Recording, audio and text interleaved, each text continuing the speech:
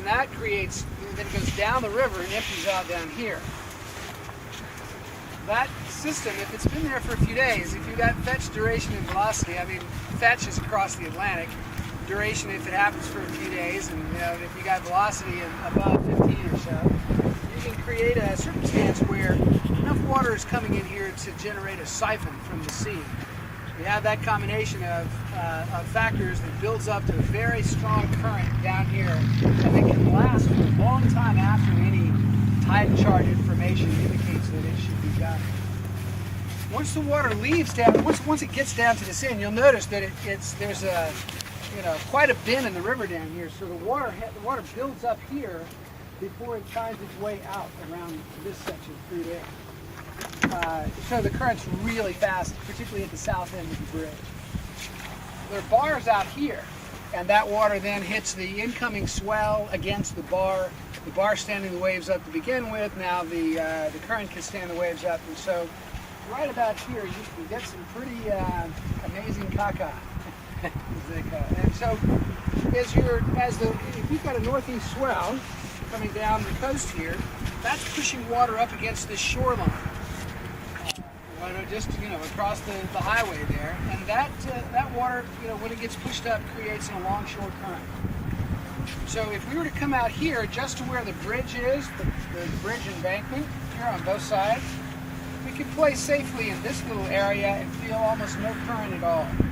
But then we paddle out about 30 yards from there, and we catch the alongshore current going south, and that sweeps us into the outgoing current going east. All things converge on the amazing caca is my point. So you have to, we want to be very cognizant of that. We learned that through experiment when we came to check this place out for the first time about a year ago. So we don't want to be there. It has not been blowing for days. We don't have a huge effect going, but it is blowing now from the northeast, and that's a good thing because it gives us waves, but it's the thing that makes us want to be cautious. And we have, as we've had every day with this place, a lot of variable weather forecasts. So what I would like to do to use up a little bit of the time before to let what's left of the moon tide diminish around the front side now is to work on some wind exercises. It's something Lee had mentioned and some other folks have requested as well about paddling in the wind. So I'd like to do our group. I don't know how you'll do yours, Deb and Ashley, but you can see where the wind line is there, where the rotor hits the water. Anybody know what a rotor is? A rotor? A rotor is to wind what an eddy is to water. Ah. Where the wind hits the water, that's the convergence zone. Can you see the line, the convergence zone over the dunes there for where it's smooth below? Coming up. Yeah. Hitting down.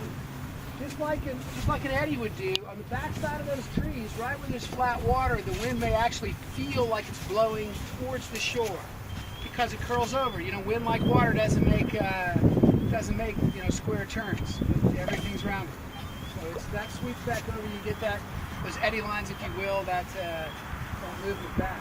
And then the convergence zone is, of course, where the wind hits the water, and that can be stronger right at that point where it hits. It gets laminar as you get further out across the river. So the wind may be the strongest right there at the edge of that.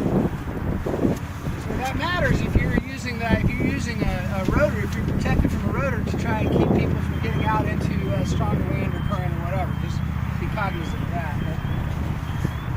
What I'd like to do is go out here and play in the wind, away from the convergence zone, away from that rotor, just out here any place where it makes sense. And I want you to test what the common theory is on your own, maybe with a partner, but I want you to come up with your own opinion to test a common theory. And that is that the best turns to get the boat into the wind are bow rudders and low braces. Bow rudders and low braces. Remember, a free stern is a free mind, and the stern turns more freely than the bow. So it makes sense, right? Logical sense that if you want to turn into the wind, that you get up a little bit of speed and do a bow rudder, or a low brace turn, that allows the stern to sweep freely and come around and bow points. And then, according to common theory, the best way to turn downwind then would be to get up ahead of speed and do a stern rudder to go downwind. That's the common theory. That's what it says in the book. Now, I want you to go test those two against each other. Practice your low brace turns into the wind. Practice bow rudders into the wind. Final turn goes into the wind. And then I want you to practice stern rudders. Final turn going straight down. And when that's done, I'm going to give you an exercise, some other things to do to compare to that.